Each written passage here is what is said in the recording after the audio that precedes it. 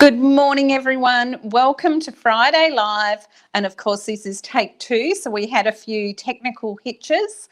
So Ashley Hay from Powertex Australia and Ashley Hay Art. So today, of course, I'm going to be talking to you about creating beautiful atmospheric effects in your artwork using Powertex Powerwax.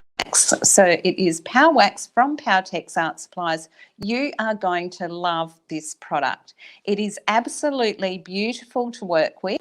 So it is a cold wax and we are going to be using that. So let me show you. I'm going to bring up the artwork that I had on the cover and we'll take a quick look at that and I'll talk you through just how I've done some of that, and then I'll actually show you using the medium to actually create these beautiful sort of effects to lighten up your artwork. Okay, let's take a look. So with the, so this is my canvas. So it is actually called, it was done in Christchurch in New Zealand, and it is of the Southern Alps there. It is quite a large canvas, as you can see, and it was done from, I did some plein air painting there, and so I did some smaller pieces, and then back in the studio I created this piece. So there are a lot of layers of texture underneath and different things that I've actually played with, and then to create this beautiful smoky effect through the centre here with the clouds, I've actually used the Powerwax with Ivory Powertex. So this is the beauty of the wax, because it gets a really beautiful solid sheen, which looks more like a wax than a real gloss. It is just absolutely gorgeous. So it's the sheen, which you probably can't see, is actually contrasting with the matte of some of the other surfaces.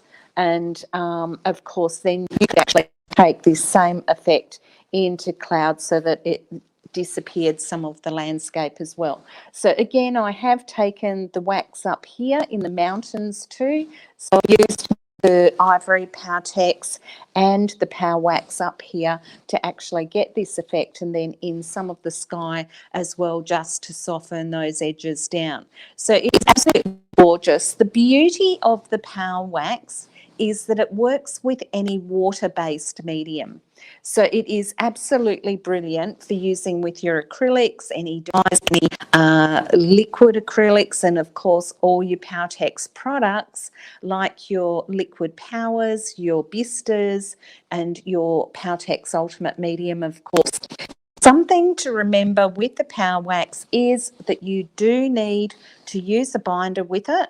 So, of course, if you're using it with the Powertex Ultimate Medium, it's actually going to act as a binder in with the product and make sure that it stays on there and on the surface of your canvas. So that is an important tip. Make sure that you are using some sort of binder with it.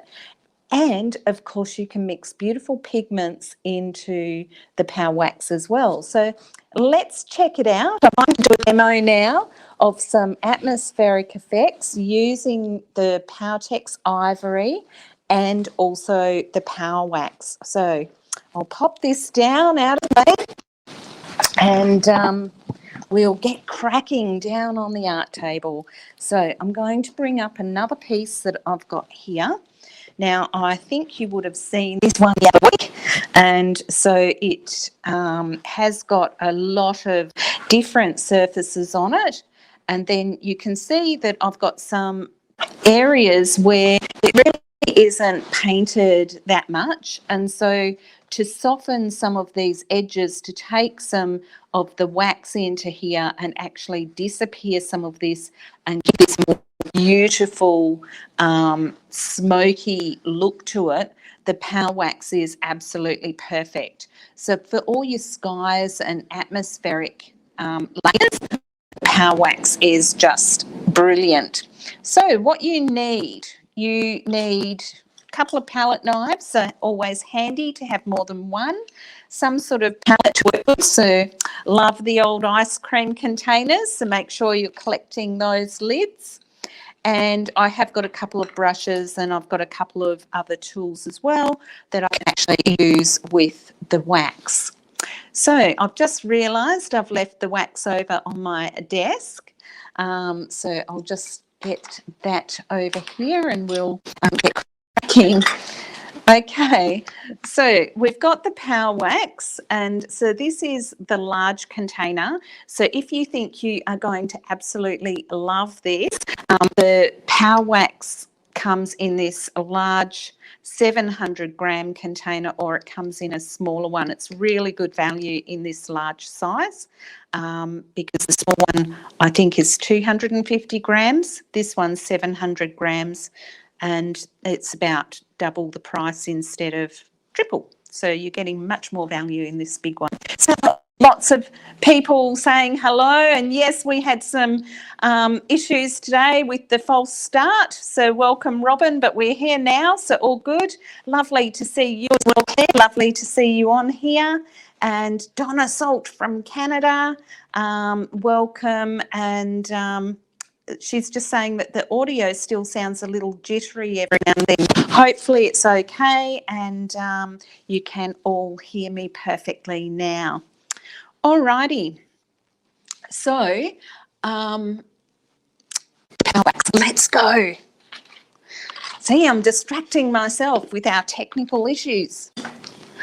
So you know it's live when you've got technicalities that happen, and I thought it was better just to stop the feed and start again.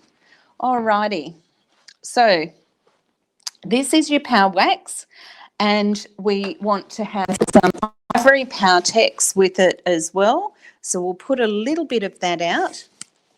And Robin's just saying that she loves the cloud look, and she's just saying that it's beautiful. So thank you for that, Robin. That's lovely. And we'll put some Powertex on here. Now, just with the layers, so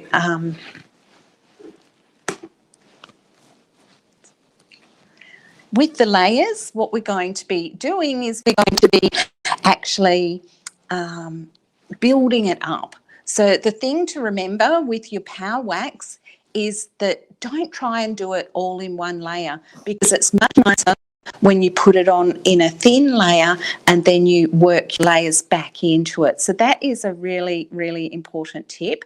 If you also go into the Powerwax a bit too soon for that second layer, you will actually find it lifts. So it doesn't take long to actually dry off enough that you can put that second layer on, but you want to give it sort of 20 minutes to really tack off so that you can work that second layer on. And it's just intuitive. You'll get the idea of when enough is enough time, because if you put it on too soon, it will kind of lift off. So you'll see that. Okay, back to the art table. And we'll take some of the wax. And of course, because we're using the ivory Powertex in the mix, we don't need to worry about a binder, because the ivory Powertex is actually working as a binder. Now, the more ivory Powertex that you put into the mix of the wax, the more the opaque it will become. So you will find that. Now, if I want, I can actually put it on with the palette knife, and I can do thicker layers. It's just that I've found that doing the thinner layers actually is nicer. So we'll put a big slab of a layer on there. And then what I can do is I can just get my finger and I can just play with that edge gently, just to make it disappear in there. Who's tried the Powerwax? So I know a few of you here have a lot of Powertex products, obviously, and I know you love playing with them. So who's actually tried the Powerwax? Just let us know. And let us know if you've got any questions about it, because of course today is the perfect time to get those answered. So If you want, you can put it on a bit thicker. Like I say, I prefer to get the smoky layers and to actually do it quite atmospherically and in thin layers. If I wanted a really solid edge here, I can, of course, create more of an edge coming away from that. So you can see that nice and easily. And I can always take a bit more of just the Powertex on its own and actually take that directly onto that surface too. So it's very playful. Now see how bright that edge is there? So that's looking really nice, but you can see that it's all got texture. So if I was working in a very atmospheric way, I actually really like to put it on quite thinly and then work it around in little circles so that you get that sort of cloudy, smoky look. Don't know what went off the table then, but something went flying. I obviously knocked something in one of those days, I think. So you can see that's got texture in it now, whereas, you know, if I do it more like this with a thinner layer, so let's just get a little bit more. I think it was just my palette knife. I think it's all good. So if I want it to be more translucent, I just use more wax. But you do want to have around about 50-50 wax and Powertex as the binder. So that's kind of right on the edge of that. And so it's going to be really nice and translucent. So some of that colour will actually come through from underneath. I'll hold it up again shortly so you can see the difference. And I'm just going to pop a large amount on there, and then I'm just going to move it around in a very thin layer with my fingers. Now, of course, because this time it is less opaque, when I come onto these textures, it's just going to you'll see the textures really nicely through that layer that I'm creating. So it's a really beautiful way to actually retain your undercolours, but have some really beautiful, have the surface a lot more beautiful and smoky. So I'll hold that up so you can see that. Okay. And remember that the it will actually dry clear. So sometimes you think that you have enough ivory Powertex on there, and then when it dries, it kind of disappears a bit. But even if that happens, you end up with this beautiful waxy layer, and then of course you can take another layer of the Powertex ivory and wax back into it. Now, I'm really doing this so you can see what happens. This, you want to make sure that when you put it on, you don't keep working in the same area. So I'm going to show you what I've just done, and I'll show you how the wax will lift once it starts to dry. So see how I'm rubbing back into that. So if I want it to have a smoky look,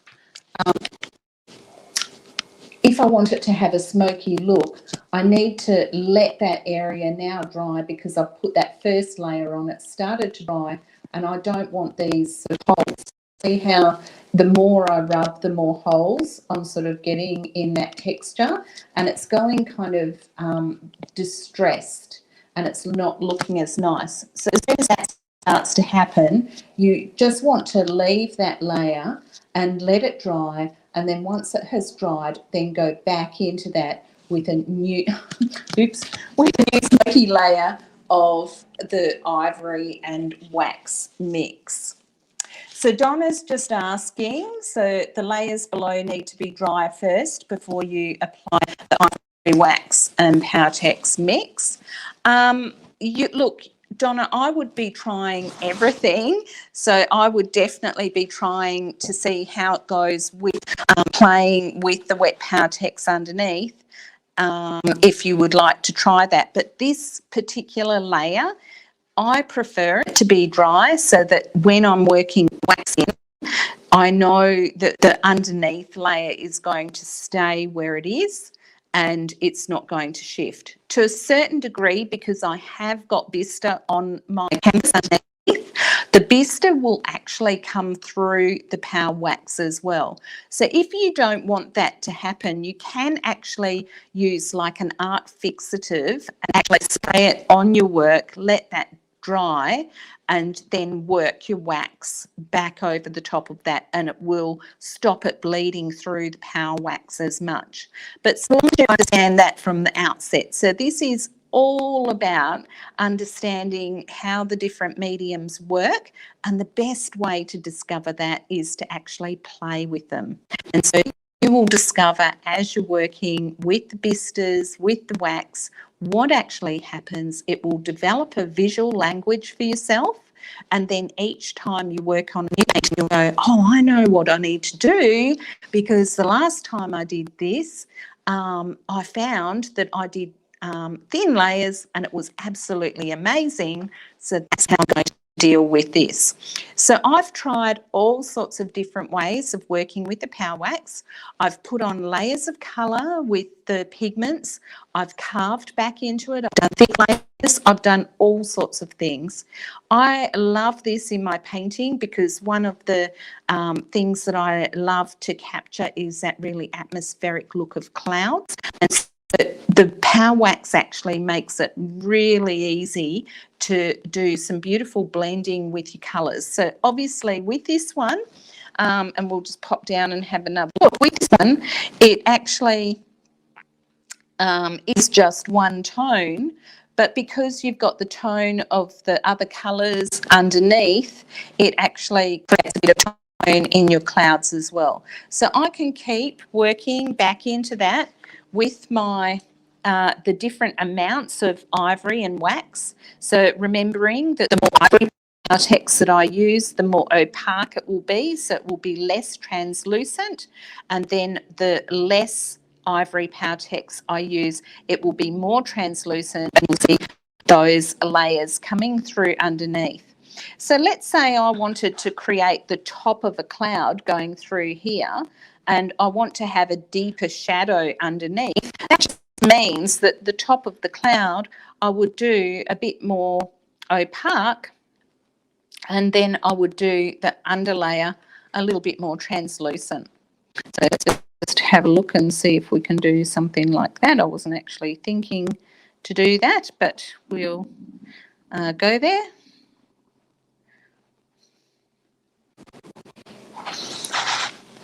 So I think you can see that. I'll just bring it towards me a little bit more. So you know how you get the really beautiful smoky edges on the tops of your clouds? So, and quite often they sort of bleed into the background as well sometimes on those edges.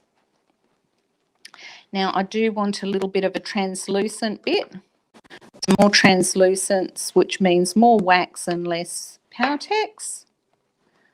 And I'm just going to make it a little bit more translucent up here and let that blend into the background. So I'm getting a really soft edge on that and just going up into that sky. All right, so then what I want is I want to take a little bit more of that light area into some of this. And remember that once the first layer has dried, to get that really beautiful, crispy, white layer that you get on the top of the clouds, I can actually go back into some of this later and really make it crispy, a little bit like what I did over here. Now you can see again that if I do still touch this, see how it's just lifting? So you really want to let that first layer wax dry, or it is going to distress as you're working. So this is where it is really good to have patience or to have multiple paintings on the same time. So what I can do is I get my first layer of wax down, but instead of just focusing on one area of the painting, I want to work on the atmospheric look all over my painting. So I want to take the atmospheric look around these edges as well. So I don't want to get so caught up in one element of one area that I lose focus on the whole piece. So I'm better to be working my layers over the whole piece, working that translucency in. Now, because this is a cloud here and it's sky, I can actually reflect that in this bottom area here, as if this bottom area here was water. So if it's water, then it's actually going to reflect the light that is in the sky, and we're going to get that beautiful look of these clouds up here transferring down here as well. So I think the main thing is, you know, don't try and do your layers of your wax too soon. Put it down in one layer so that you're not overworking it and you get that beautiful smoky sort of effect. I'm just going to take some more up here.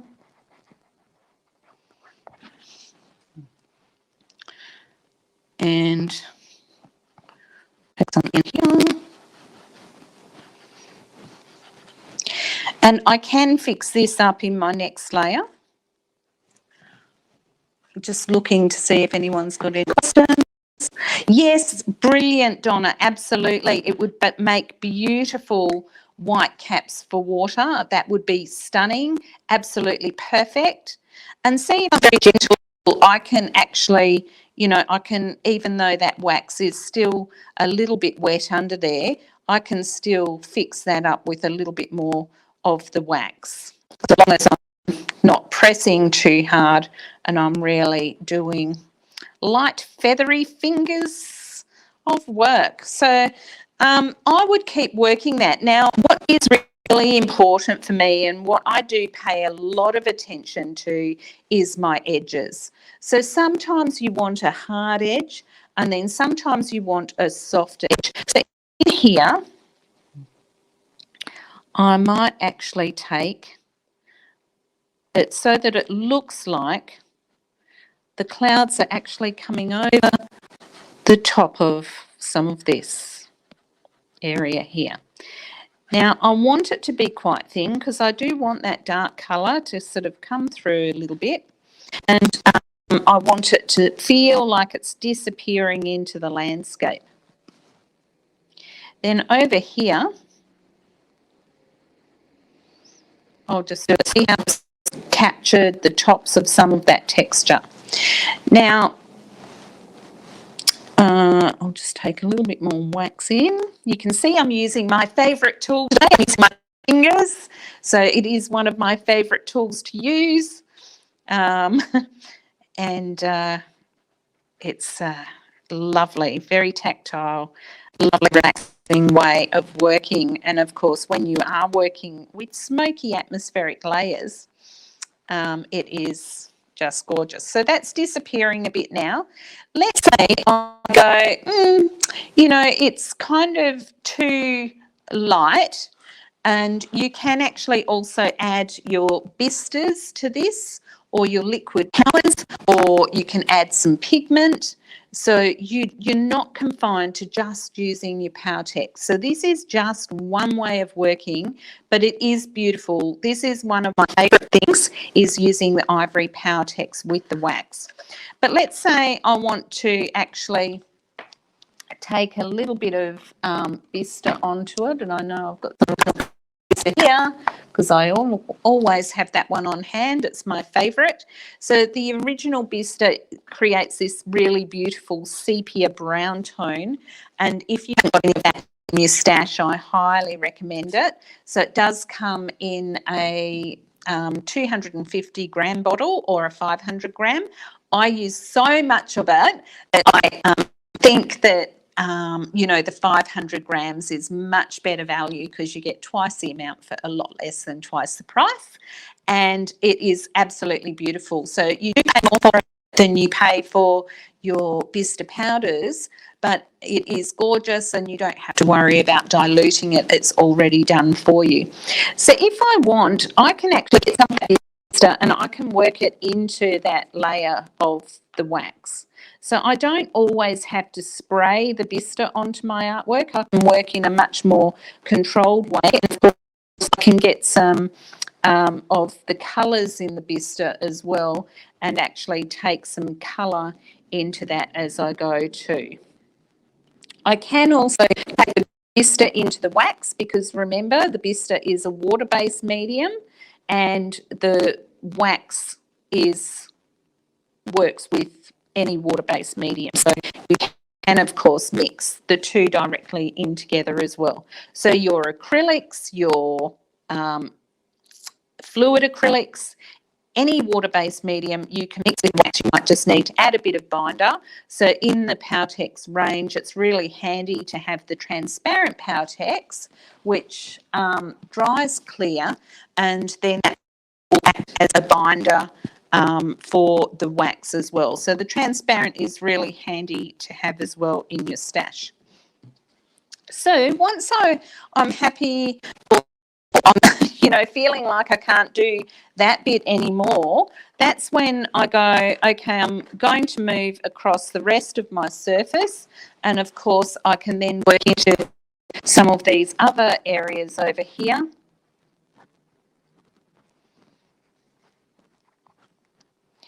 And just working on that beautiful edge. So it's already a really lovely edge, but the texture that's on the canvas I don't love. It's just a bit dull and not very bright. And so taking the wax into it just takes light back into your artwork so that you get a much stronger contrast, and it is just really absolutely gorgeous.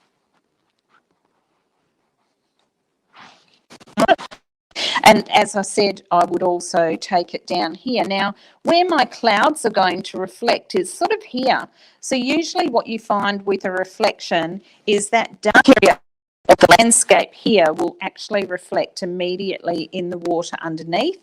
And then your clouds will catch a little bit further down, which is what you can see I've already got as an underlayer. And then what you know how you get the ripples on water and the light catches, that's where you'd get sort of a slight bit of the clouds reflecting over some of that darker area as well. So that's just a tip. So those clouds would actually reflect here. The landscape would actually reflect in this area here. So I just need to make a decision about where my horizon line is, whether this is the edge of the landscape or whether this is the edge of the landscape, and then make a decision around where I go from there. So it's all about looking at the composition, the light, the contrast, and the Powerwax is just beautiful for bringing that light back into your artwork and really highlighting that beautiful light that is caught in the clouds and really creating that atmospheric look. So I hope you've enjoyed that. I'll just check and see if there's any questions here. So Robin's just saying that if I wanted to make smoke, do I need to make up my grey Powertex before I add the wax? So yeah, so essentially if you wanted it to be a darker smoke, you could use black power colour with ivory Powertex and wax, which of course would make a grey colour. There's also grey pigment in your power colour range, or you could use your bluish grey Powertex with your wax. Lots and lots of possibilities. So much to explore and try and play with. And so it's just a case of you going, okay, I want to create smoke going up through the landscape, and how can I do that? You would do it exactly the same way, except like I say, you might use some black pigment, grey pigment with your Powerwax and maybe Powertex ivory. You could also try the transparent if you wanted it to be darker. So, and remember that it's going to work in the same way. So the more pigment that you have, the deeper the colour will be, the more opaque it will be, the less pigment, the more translucent you'll get that smoky effect to have. So really That would look amazing, Robin. I can't wait to see your smoky artwork. So your art on fire, girl. Okay, anyone else? So if I mix the ivory for any other colour, is it okay to go outside as it is, or does it need to be varnished? So great question. So I guess there's a couple of considerations with it. With the wax, it probably wouldn't be a finish that I would actually put outside. I think it would be more something that I would use for any indoor artwork. The wax, obviously, itself will repel water. As soon as you varnish the wax or put resin on the wax, you may as well not have used wax, because if you think of furniture that has been polished with wax, that's the sort of finish that you get on your artwork. So after your power wax has dried for about just over a week, you can actually get a soft cloth, you can buff the surface of the wax, and it will actually seal the wax on your painting, and it will actually so give it a bit more sheen, and so it looks really, really gorgeous when you just finish it off after it's fully dried with a bit of a soft cloth and a buff. So there's another little tip for you. So that one is golden. But yeah, I really do find that with the wax, it's really nice if you can leave it that natural finish. The other thing that you can play with, like, just play, get yourself some wax and take my tips and then just play. And there are no rules except that you do need the binder. So you do need the binder. If you don't have the binder in it, then you know, your artwork is at risk of not being permanent. So you want to always use good practice when you're working with materials, and that's where knowing your materials, knowing your techniques is really, really important. And then from there you can go, okay, now that I know that, how can I use it? What can I try? What can I do? And how can I break those rules but still make it work? So that's where it becomes a lot of creative fun. And the possibilities with this wax are endless because it works with any water-based medium. So I would be trying it with everything water-based. And even some of your acrylic mediums, like your gel medium, might be fun to try with the wax. But I imagine the gel medium is actually going to make it shiny, and again, you'll probably lose the effect of the wax itself. So any other questions? So I can't see any other questions, I don't think. Oh, hang on. So does the colour of the Powertex change much with adding the wax? So yes, absolutely. So what the wax does is it will give it more translucency. As you can see, the colour itself won't change, but it will be more translucent, which is really fabulous, and that is where this medium is absolute gold. Where your colour would change would be if you use some of the Power Colour pigment and actually mixed it with ivory, then it's actually going to, because you're mixing the ivory with a pigment, it's going to be more of a pastel colour. So what I thought I'd do is, because this morning I went, oh, there's so much else I'd like to show you. I thought next week I would actually show you how to create rust layers, so with some of the pigments and the power wax. So it is super exciting. It's a totally different way of working with the power wax, and I think you will absolutely love it. So if you haven't got any power wax, you might want to get yourself hold of some this week so that you can actually get your hot little hands into your artwork with the wax.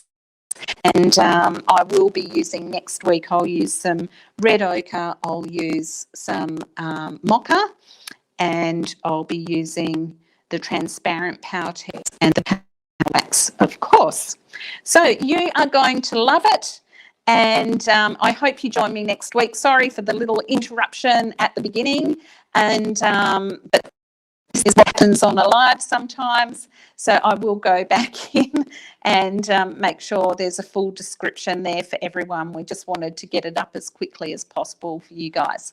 So All right, let me know in the feed if you've got any questions and I will be sure to answer them. Thank you so much, everyone, for joining me again this week. I absolutely really appreciate you guys coming along, and without you there, I'd probably just go, you know what? I'm talking to myself. So, so it's really lovely to see you all there every week, and I really do appreciate it. If you are watching the replay, welcome to. Make sure if you've got any questions, ask them in the comments. I do get back and answer everyone's questions as much as I can. So have a wonderful day. Don't forget that if you haven't joined the Powertex Creative Hub, you want to join there as well. And I will have in the comments, there will be a link to a couple of other Powerwaxy sort of things that you can watch too. But next week, I'll show you a bit more and you are going to love it. So have a great weekend. Get creating and just play. Paint and play. Have fun, guys. Bye.